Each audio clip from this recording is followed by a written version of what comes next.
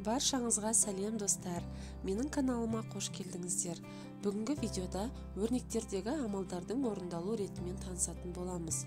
Бұл бізде математика пәні 106 сабақ 2 сынып. Менімен бірге видеоны соңына дейін тамашалаңдар.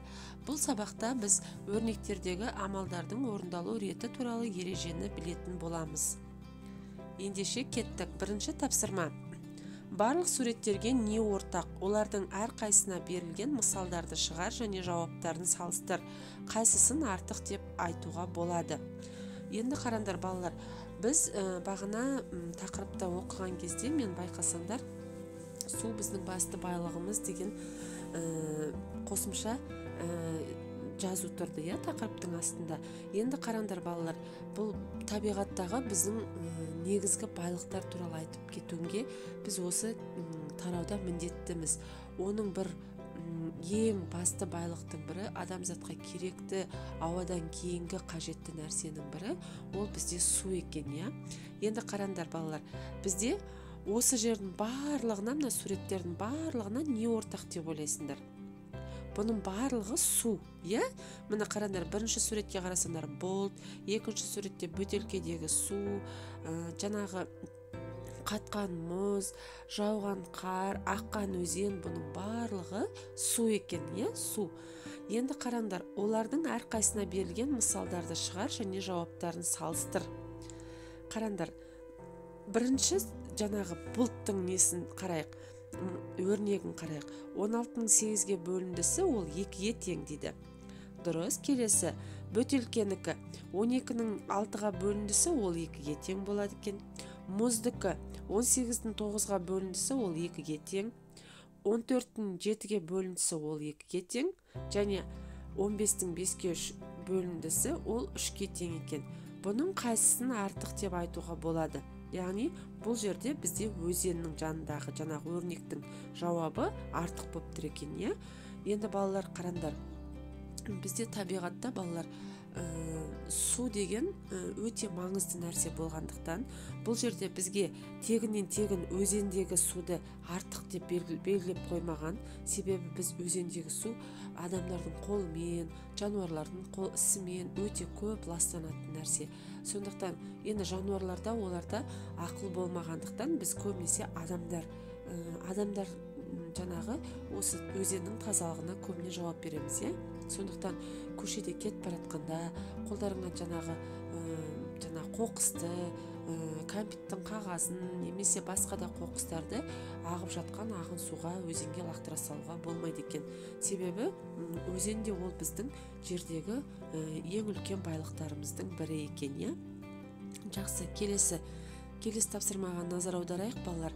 Міне бұл екінші тапсырманы, осы тапсырманы балалар жақсылап мұқият түсініп алсаңдар, сендер ары қаратай амалдардың орындалу тәртібін жаңағы орындау кезінде өте қиналмайсыңдар. Себебі осы екінші тапсырма өте соған байланысты жаңағы орындалатын тапсырмалар. Осы бір тапсырманы жақсылап түсініп алсаңдар, өмір бақи сендер жаңағы кез келген тапсырманы, жаңағы амалдардың ретін орындауды білетін боласыңдар. Кәне қарайық. Өрнектерді оқы, жаднаманы пайдалана отырып, амалдардың орындалу ретін анықта және өрнектердің мәнін тап. Жақша бар ма? Жоқ, деп жауап беру керек. Ендеше кеттік. Кішкене жақындатып, мен сендерге жеке-жеке, әрбір қатарды жеке-жеке талқылайын деп шештім. Қараңдар, міне балалар, алдымен көбейтуш немесе бөлу ретімен орындалады екен. Яғни қараңдар, көп жағдайда біз көбейту амалын бірінші орындап қоямыз. Көбейту амалын жаңағы бөлу амалынан бұрын орындап қоямыз. Ол дұрыс емес. Егер мысалы сендерде өрнек берілген болып, ол жерде жаңағы көбейту мен бөлу амалының қайсысы бірінші тұрса, соны орындай береміз. Егер мысалы бөлу бірінші тұрса, бөлуді орындай береміз. Егер міне бір өрнекте көбейту, бөлу, қосу, азайту жаңағы амалдарының барлығы тұрса, бірінші кезекте көбейту және бөлуді орындап аламыз. Одан кейін барып қосу мен азайту амалдарының қайсысы бірінші тұр, соны орындайды екенбіз. Міне ретімен деген сол балалар, ретімен деген сөзге көбінесе назар аударыңдар. Енді қараңдар, 37 қосу 12 бөлу 6 деген жаңағы өрнек тұр екен. Енді осы жерде сендерге көрсетіп тұр, міне 12-ні 6-ға бөлуін бірінші орындаймыз. Егер қосу азайту, жаңағы бөлу көбейту тұрған жерде, бірінші кезекте жаңағы көбейту бөлудің қайсысы ретімен тұрады, сол орындалады. Яғни 12-ні 6-ға бөліп аламыз бірінші, одан кейін содан шыққан санға 37-ні қосамыз деген сөз. Ол қалай болады екен? Міне, мен сендерге әдейі жақшамен беріп қойдым. Бұл жерге жақша қойсақ та болады, қоймасақ та болады. Егер де бұл жерде жақша тұратын болса, ол міндетті түрде ол бірінші жақшаның ішіндегі өрнек орындалады. Ал егер жақша жоқ болса, онда бұл жерде жаңағы көбейту мен бөлудің қайсысы бірінші тұрады, соған байланысты орындайды екенбіз. Жақсы, келесі 5 көбейту 2 қосу 4 бөлу 2. Міне көрдіңдер ме? 5 көбейту 2-ні бірінші орындаймыз. 5-ті 2-ке көбейтіп аламыз. 2 5-ім 10. 10 шығарып қоямыз ойша. Одан кейін барып біз ары қарай қосып кетпейміз. Біз 4-ті 2-ге бөліп аламыз мына жақтан. 4-ті 2-ге бөліп аламыз 2. Бұл екінші орындалатын амал. Одан кейін 10-ға 2-ні қосамыз. Енді жаңа 5-ті 2-ге көбейткеннен және 4-ті 2-ге бөлгеннен шыққан санды бір-біріне қосады екенбіз. Міне амалдардың орындалу реті дегеніміз осы балалар. Міне бірінші, екінші амал және үшінші амал қосу амалын орындайды екенбіз. Бұл жерде жақша жоқ, бірақ жаңағы мен сендерге әдейі қызылмен көрсетіп қойдым. Себебі жаңағы егер де жақша жоқ болса, осылай орындаймыз.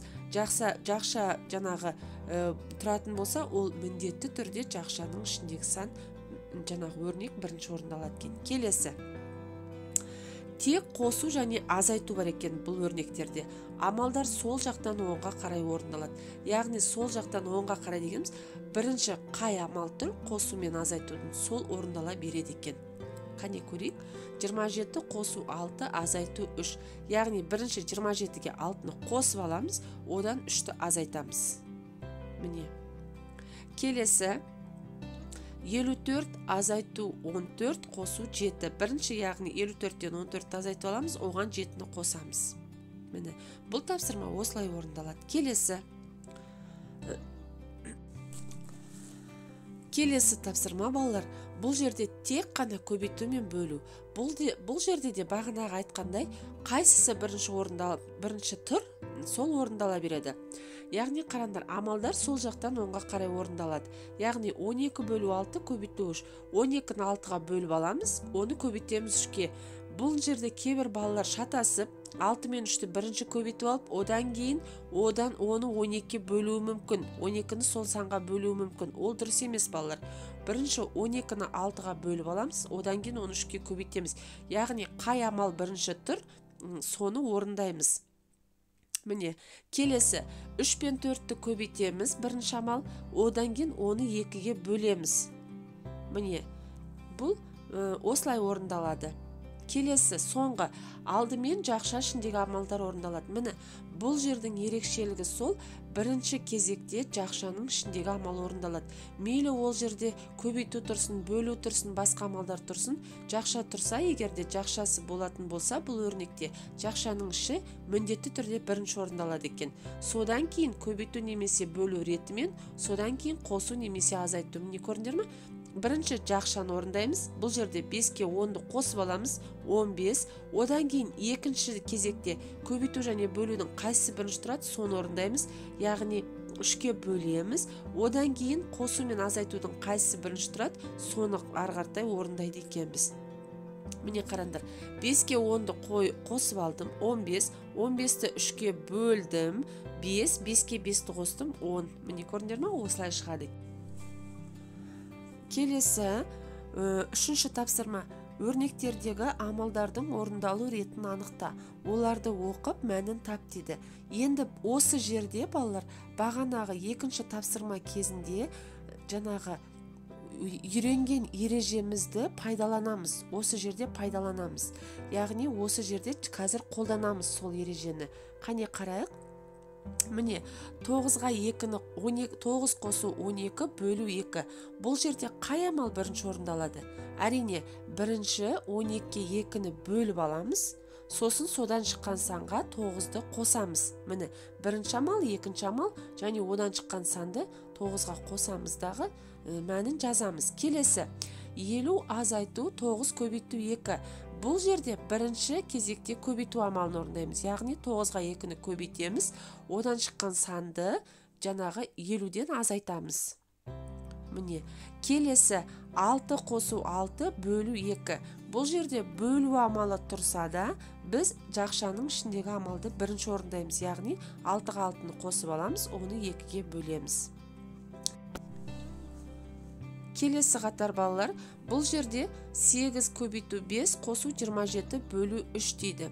Бұл жерде қарандар, 8-ге 5-ті көбейтеміз бірінші амал, 27-ге 3-ті бөлеміз екінші амал, осы екеуінен шыққан санды бір-біріне қосамыз, бұл үшінші амал болады. Міне, келесі жақшан үшін бірінші орындаймыз, 7-ден 4-ті азайтып аламыз, оны 8-ге көбейтеміз, сосын барып оны қосамыз 50-ге шыққан санды. Келесі бірінші жақшаның үшін орындаймыз, 18 азайту 9 бірінші амал, екінші амал осыдан шыққан санды 4-ке көбейтеміз, одан кейін үшінші амал 100-ден содан шыққан санды азайтамыз. Міне, келесі 4-ші тапсырма балалар есептер бойынша өрнек құрастыр, оларды шығар деді. Бұл жерде балалар 3 бірдей есеп берілген екен, сол есептерді бізге шығаруымыз керек. Қазір сендермен ары қарай осы есептерді талдап шығаратын боламыз. А есебіне назар аударайық. Кішкентай бөтелкедегі су 35 теңге, ал үлкен бөтелкедегі су 65 теңге тұрады. Ал бір қорап шырынның бағасы үлкен және кішкентай бөтелкедегі судың бағасын бірге алғандағыдан 100 теңгеге қымбат. Бір қорап шырын неше теңге тұрады? Бұл жерде балалар, сендермен бұл жерде есептің шартын құрып түсіндірген сендерге нақты түсініктірек болады. Есептің шартын құрсам, қазір сендерге нақтырақ болады, себебі бірден кейбір балалар бұл есептің өрнегін жаза алмауы мүмкін. Қане бірге құрастырып көрейік. Міне қарандар, кішкентай бөтелке 35 теңге, үлкен бөтелке 65 теңге. Бір қорап шырын белгісіз, бірақ қарандар, мен сендерге бағыттаушымен көрсетіп қойдым. Мына 35 пен 60-ты бір-біріне қосқандағы шыққан саннан 100 теңгеге қымбат. Енді қарандар, бұның шешімі қандай болады? 35-ке 65-ті қосып аламыз, оған 100-ді қосамыз сосын. Сонда 200 шығады екен, бір қорап шырын 200 теңге тұрады. Міне осылай өрнек осылай құрастырылады. Мен сендерге өрнегін қызылмен белгілеп қойдым. Келесі, дүкенде 55 кішкентай бөтелкедегі және одан 20-сы кем үлкен бөтелкедегі су сатылды. Барлығы неше бөтелке су сатылды?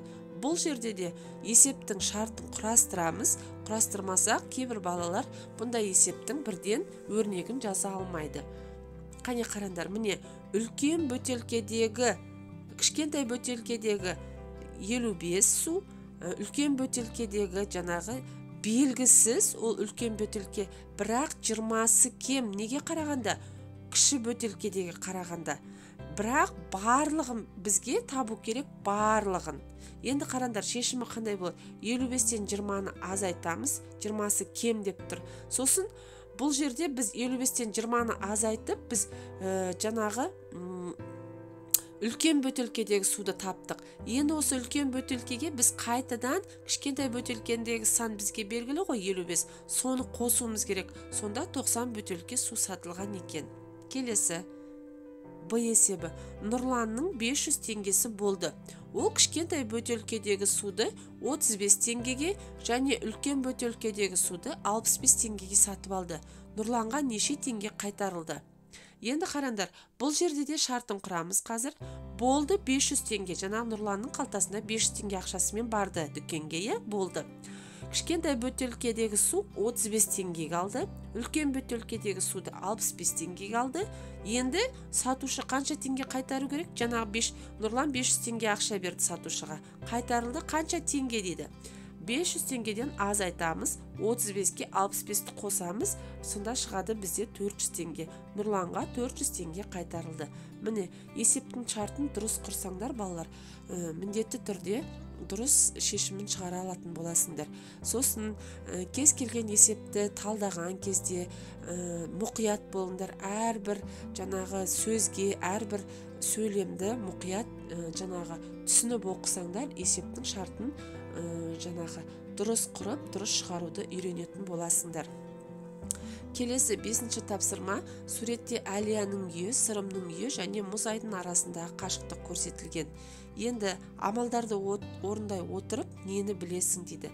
Қараңдар балалар, бұл жерде не берілген бізге? Бірнеше амалдар берілген, соны орындай отырып, нені білетінімізді табамыз. Міне қараңдар, амалдарды орындау ретін мен белгілеп қойдым, орындап қойдық.